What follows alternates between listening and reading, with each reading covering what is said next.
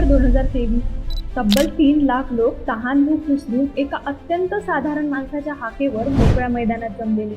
कुठलीही राजकीय पार्श्वभूमी नाही, ना कुण्या बड्या नेत्याचा हात, ना कुठला वैयक्तिक हेतू. इतक्या मोठ्या प्रमाणात जमलेले हे लोक, पण ना कुणी शिस्त मोडली, ना कुणी मर्यादा ओलांडली. प्रत्येकाच्या डोक्यावर टोपी होती, हातात भगवा आणि मनात एकच उद्देश, मराठा आरक्षण. हे चित्र आहे जालना जिल्ह्यातील अंतरवली सराटी या गावातलं. तर मित्रांनो, मराठा आंदोलन म्हणजे मनोज जरांगे पाटील हे समीकरण अगदी लहानांपासून थोरांपर्यंत अगदी प्रत्येकाच्या चर्चेत गाजलेला विषय. महाराष्ट्रात अत्यंत संवेदनशील असलेल्या मराठा आरक्षण या मुद्द्यावर गेली कित्येक वर्षी अनेकांनी आंदोलन केले, पण सगळ्यात जास्त चर्चिलं गेलेलं नाव म्हणजे मनोज जरांगे पाटील. तर वर्षभरापूर्वी फारसे कोणाला माहीतही नसलेले मनोज जरांगे पाटील हे नेमके आहेत तरी कोण, आधी ते काय करत होते आणि मराठा आरक्षणासाठी नेमकं त्यांनी कसं आणि कुठून आंदोलन उभं केलं, आणि आता त्यांची इतकी चर्चा का होते की एकेकाळी त्यांच्या आंदोलनाने सरकारचेही धाबेदन आणले होते. हेच जाणून घेण्याचा प्रयत्न करूया या व्हिडिओच्या माध्यमातून. नमस्कार, मी ऐश्वर्या आणि तुम्ही पाहताय वायएफसी मीडिया. मनोज जरांगे पाटील हे नाव निघताच डोळ्यासमोर येतं अंतरवली सराटीतलं भव्य भगवं चित्र, आणि तेच जरांगे पाटलांचं मूळ गाव आहे असंही आपल्यापैकी अनेकांना वाटतंय, पण तसं नाहीये. मनोज जरांगे पाटील यांचा जन्म बीड जिल्ह्यातल्या मातोरी या गावी झाला. नंतरच्या काळामध्ये ते जालना जिल्ह्यातल्या अंबडमधील अंकुशनगर या ठिकाणी राहू लागले. जरांगे पाटलांनी आपलं 10वी पर्यंतचं शिक्षण मातोरीमधल्या जिल्हा परिषदेच्या शाळेतून पूर्ण केले, तर पुढे त्यांनी आपली 12वी गडी गौराईच्या शाळेतून पूर्ण केली. शिक्षण सुरू असतानाच मराठा विद्यार्थ्यांना आरक्षण नसल्यानं येणाऱ्या अडचणी हा प्रश्न त्यांच्या मनात घर करून बसलेला, आणि तेथूनच सुरू झाला जरांगे पाटलांचा प्रवास मराठा आरक्षणात. मग आता मनोज जरांगे पाटील यांच्या कुटुंबाबद्दल जर बोलायचं झालं तर त्यांच्या कुटुंबात पत्नी, 4 मुलं, आई वडील व 4 भाऊ यांचा समावेश आहे. गावाकडे असलेल्या शेतीच्या माध्यमातून त्यांच्या कुटुंबाचा उदरनिर्वाह चालतो.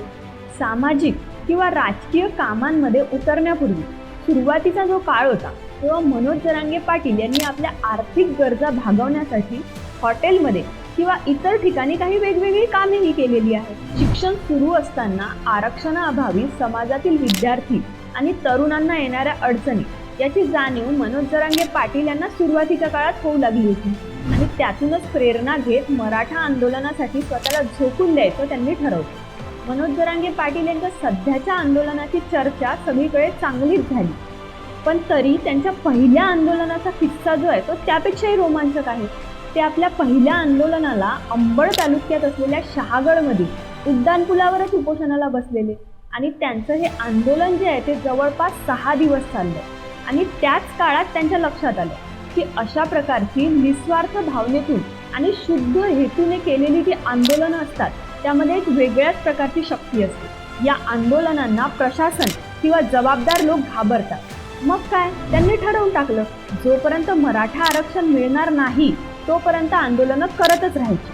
आणि मग इथून पुढे सुरू झाली आरक्षणासाठी लहान मोठी आंदोलन. मनोज जरांगे पाटील जे आहे ते अनेक लहान मोठ्या आंदोलनं करत राहिले. आरक्षणाचा मुद्दा हा समाजातील बांधवांसाठी अत्यंत महत्त्वाचा आहे, हे जरांगे पाटलांच्या सुरुवातीच्या काळातच लक्षात आलं होतं. पण ते मिळवण्यासाठी नेमकं करायचं काय याबाबत त्यांना संभ्रम होता. मग 2013चा काळ, आसपासच्या इतर काही समाजातली जी लोक आहेत ती आरक्षणासाठी आंदोलनं करत होती. या समाजाकडून इतर मार्गांबरोबर विविध सरकारी कार्यालयावर मोर्चा काढून निवेदनं दिली जात होती, आणि हे जरांगे पाटलांच्या निदर्शनास आलं. आणि मग तेव्हाच त्यांचे काही सहकारी आणि ग्रामीण भागातले तरुण यांच्या साथीनं मोर्चा काढायचा असं त्यांनी ठरवून टाकलं. मग त्यासाठी त्यांनी छत्रपती संभाजीनगर येथील आयुक्तालयावर मोर्चा काढण्याचा आणि निवेदन देण्याचा निर्णय घेतला. आसपासच्या गावातील तरुणांना गोळा करून त्यांनी हा मोर्चा काढला होता. आणि उल्लेखनीय बाब म्हणजे या मोर्चामध्ये सुमारे 3400 गाड्या भरून 40,000 तरुण स्वतःच्या खर्चाने सहभागी झाले होते. या मोर्चेबद्दल मोर्चेकरांना काही माहितीही नव्हती.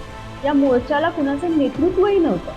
त्यावेळी छत्रपती संभाजीनगरमध्ये नेमक्या कुठल्या कार्यालयात निवेदन द्यायचं याबाबतही या मोर्चेकरांमध्ये संभ्रम होता.